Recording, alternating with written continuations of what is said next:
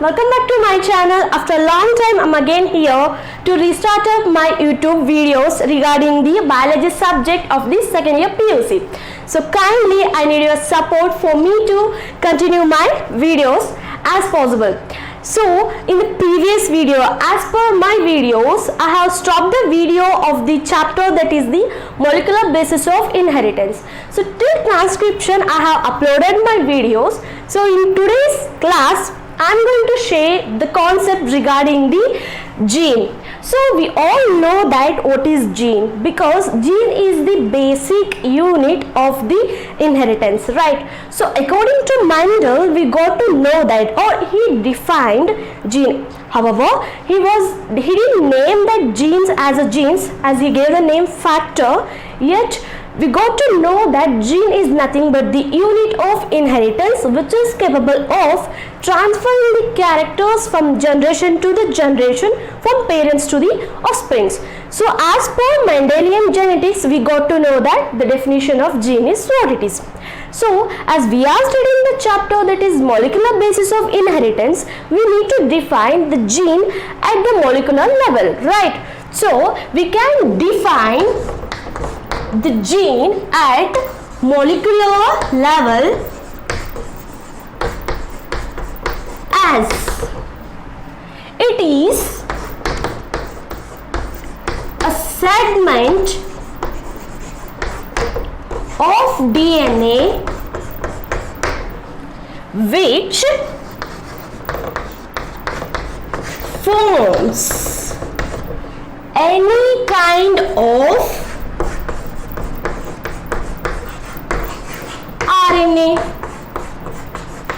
Because as we know that there are different kinds of RNAs such as rRNA, that is ribosomal RNA, mRNA, tRNA, SCSN and so. So at molecular level we can define the gene as the segment of DNA which forms any kind or any type of RNA. So have a look over here. If this is our segment of DNA, see the word, it is a segment of DNA. If this is our DNA, if I consider this much of a space as a segment of DNA and which forms any kind of RNA. So if I can take this segment of DNA, and also let me draw the move. So now if I consider these three separate segments of DNA, right? As we know that these three segments of DNA are capable of synthesizing what or giving what? Different kinds of RNA. So we can say that yes, because the sum, almost the major segment of DNA will be having the capability to do what? Transcription. So we know what is transcription. Transcription is nothing but the synthesis of what? RNA, right? By using the DNA and also the RNA polymerase enzyme. So these are the segments of DNA. These are capable of giving or forming different kind of RNA. If suppose this particular segment of DNA can form the rRNA, so I can call it as a gene. Yes, I can. And this particular segment of DNA can form tRNA. So can I call this as a gene? Yes, of course we can call it as the gene. So this particular segment of DNA which forms mRNA, can we call this as also a gene? Yes, we can call it as a gene. So as per this definition, we got to know that the segment of DNA which forms any form of RNA is called as what? Gene at molecular level. So here I am going to introduce a new word which has been mentioned in your NCERT, that is cistron. Okay. So what is cistron then? Cistron is nothing but the segment of DNA. The particular line, we got to know that cistron is a segment of DNA which only forms the mRNA. So what is cistron? The segment of DNA which forms only mRNA is called as what? Cistron. Why it is called called as a cistron? Because it synthesis or it codes for the mRNA and for the protein. So see, have a look over here. These two segments of DNA which have given the rRNA and tRNA, we can't consider them as the cistron, but only the segment of DNA which gives mRNA is called as the cistron. Clear? So cistron is also the segment of DNA which gives only mRNA. So here we got to know that cistron is also the gene, right? In your NCERT they have mentioned a line that is, it looks or it sounds like a slogan that is like where Gandhi Tata has said do or die, right? In the same way, for the cistron, there is a line, all cistrons are genes. All cistrons are genes at the same time, but all the genes are not cistron. Why so? Why so they have mentioned these two lines, that is all cistrons are genes but all the genes are not cistron. Why? As we have seen, a particular segments of DNA which formed rRNA and another segment of DNA which formed tRNA, we didn't call these two as a what? Cistron, but we only called it as what? Gene. So all cistron, see, if this one more segment of DNA which gave mRNA, this is considered as cistron, right? So all cistrons are genes. So this particular segment is a gene, right? As we have defined according to the or at molecular level. So all the cistrons are genes, yes. But all the genes are not cistron. See here, this particular segment of DNA and even this which have given the rRNA and tRNA, we call them as a gene, but they are not the cistron. Clear? So we can say that all the cistrons are genes, but all the genes are not cistrons. Clear? So this is regarding the cistron.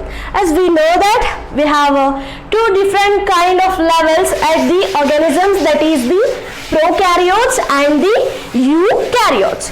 So now we will learn about the types of cistron or the form of cistron which can be seen in the prokaryotes and eukaryotes.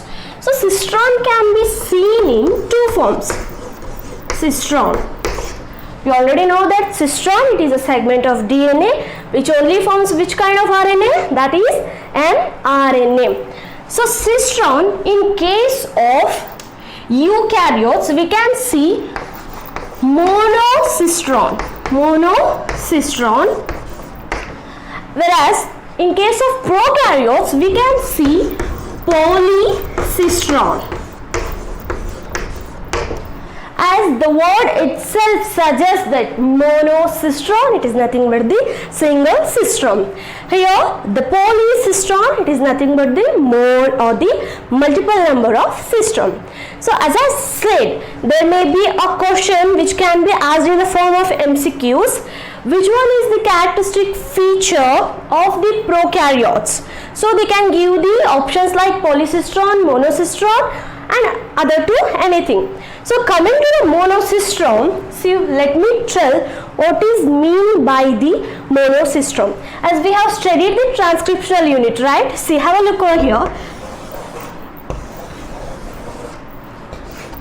If this is our DNA, okay, the transcription will be taking place. So if I call this particular region as a promoter and the middle region that is structural gene and the last one is the terminator, right? This is the transcriptional unit. See, this is a structural gene where the actual transcription process will be taking place. So if this particular segment of DNA which gives the mRNA, this is mRNA. So this is called as what? It's segment of DNA which is giving mRNA. That is called as what? Cistron. So in a single transcriptional unit only we can notice a single cistron. Clear? So in one transcriptional unit we can see what? Only one cistron, that is monocistron. So this is the characteristic feature of what? Of which organisms? Eukaryotes. Okay. So in a single transcriptional unit only a single cistron will be noticed. Clear? So coming to the polycistron, obviously the polycistron in the sense what? There will be a more number of what? More number of cistrons can be noticed. So if this is our transcriptional unit, this is the promoter region, this is the structural gene, and this is the terminator. See, here we have noticed a segment of DNA which has given only one mRNA, that is a single cistron. But here in this structural gene, these segments of DNA will be capable of giving 3 what? mRNA. These are the mRNA. So here the one segment of DNA has given one mRNA, another segment of DNA has given another mRNA, and another segment of DNA has given another mRNA. So here we can notice there is the formation of 3 mRNA, in the sense formation of what? 3 cistron, that is a multiple or the polycistron, right? So this can be noticed only in the organisms, that is prokaryotes. Clear? Clear?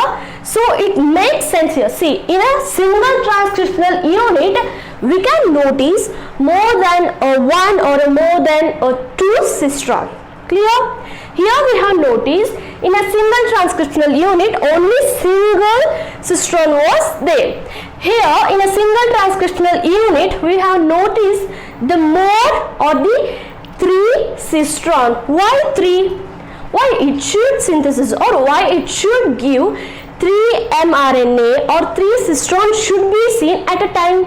Because here as the metabolic activity will be going on in our body, it is quite natural that a number of molecules, if we gather if we gather it in a particular manner at a time, more number of, see for example, if any war will be going on, we just cannot expect it to be that war has to be done by a single person, right? If there are more number of soldiers, the war will be quite okay for us to succeed, right? In the same way, in order to cope up or build up our metabolic activity, especially as the lower organisms, that is prokaryotes, it is quite necessary for the synthesis of these 3 mRNA at the same time. Clear?